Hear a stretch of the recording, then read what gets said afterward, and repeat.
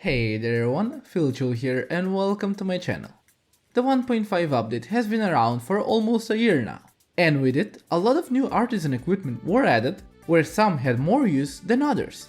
The biggest letdown from the whole update for me was the addition of the hopper. Even though it's great as it is right now, limiting the number of actions you need to do in order to craft and refine some of the raw resources in the game, adding a small amount of automatization to the game, it's still something which was lacking, where I believed we could use it to create long automated processes, bringing forth to a lot of creativity from the whole community. When I first saw the hopper in Mr. Key's shop, I was intrigued and excited since I know what that name entitles from playing Minecraft. While watching a lot of DF's videos before and seeing him automate a lot of processes for his videos by using mods, I was quite happy and looking forward to getting it and being able to use this for my own ideas in the base game.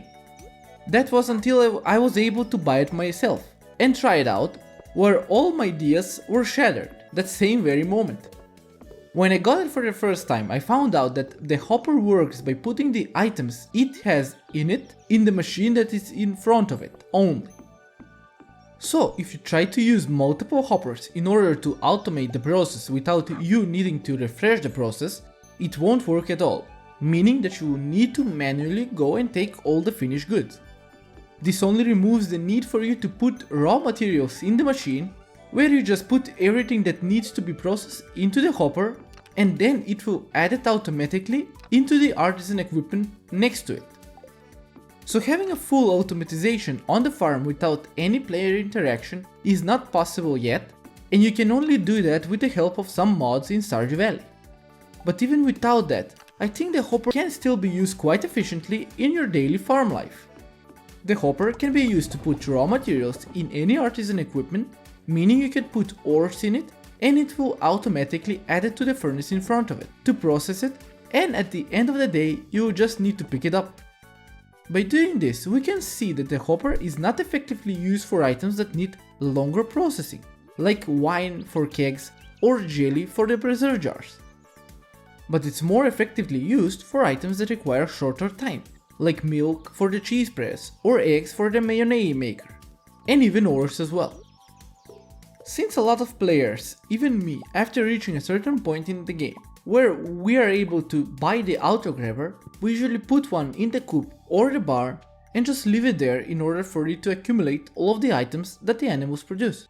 So having a huge quantity of items that needs to be refined can be a constant situation, and the hopper can help you with that by just automatically refueling the artisan equipment whenever you pick up the created item. Even if it's not fully automated, it will still save you a lot of time and ensure you will have a continuous supply of fresh artisan goods, giving you a steady supply of gold. For me, even though it didn't add a whole level of automation in the game, I'm still glad that it got added to Stardew Valley, since I usually use it for processing huge quantities of materials that I get daily from my animals. Since trying to process 200 or 300 pieces of eggs or milk or even wool by hand will take forever, but by just filling up the hopper, you will be needed to just pick up the crafted item and nothing more, leaving you with a lot of free time to do something else. This is usually possible for all of those players that have stacked auto grabbers in their coops or barns. To get the recipe for the hopper, you will first need to unlock Mr. Key's Golden Walnut Room on Ginger Island. You can either buy a single hopper for 10 key gems, or buy the whole recipe for 50 key gems, which is quite expensive, seeing all of the other items that you can buy from that shop as well, so you have to decide whether this will be worth for you or not. To craft the hopper, you will need 10 hardwood, 1 Iridium bar, and the more rare to get, 1 radioactive bar. The radioactive bar was a new addition with a 1.5 update, and to get it you can farm it into the dangerous version of the mines, where multiple nodes of the same vein of ore can appear. Using the radioactive bar can be quite wasteful at the start, since you will be able to craft multiple items which are also beneficial to you. But as you get larger and larger quantities of the radioactive ore, and bars as well, crafting a large number of hoppers and using them to automate a certain part of crafting can be quite nice for you. It's pretty optimal if you place the array of hoppers to an area you frequent daily in the game so you don't forget to pick them up. And you can do it pretty fast along the way, letting the artisan equipment to start producing batch after batch as long as you're actively collecting the crafted goods. To get huge amounts of radioactive ore, you can just go and clear the first level of the dangerous version of the mines and just enter, exit and repeat. This can get you a large amount of radioactive ore since the first level is quite small and it has a few nodes spawning whenever you reset the mines. So this is quite a nice way to get your needed radioactive ore to craft a large array of hoppers for your daily use on the farm. Having this layout of spreading the hoppers in an area where you pass frequently will be a really great boost to you in the long run, where you will be able to get multiple crafted items from the artisan equipment compared to the ones you just forget sometimes or don't wait to finish before heading to sleep. So you should always have this in mind whenever you're creating an area for your hoppers. Filling up a large number of artisan equipment with various needed materials by hand can take quite a bit of time, eating up of your precious free time in Stardew Valley, where we are always in a fight against the clock. So having the hopper here with a little setup can make that whole process go away, leaving you with only picking up the ready materials or filling up the hopper when it's empty, making you save up on a lot of time and using it more efficiently.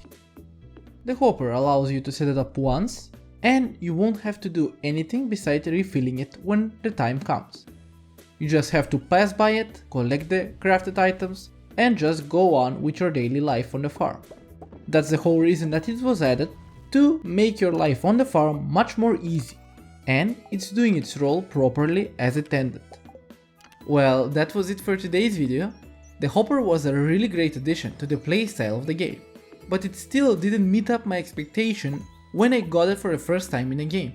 Hopefully some future update will add some way to change and expand on the hopper, but we can just wait and see for that moment. What do you think of the hopper? Do you think it's useful as it is now? And how can it be expanded even further? Let me know down below. In any case, I hope you enjoyed today's video, and if you did, don't forget to leave a like. If you like to see more content like this, don't forget to subscribe to my channel so you don't miss out any future videos. I hope you have a great day and I will see you all in my next one. But till then, stay safe.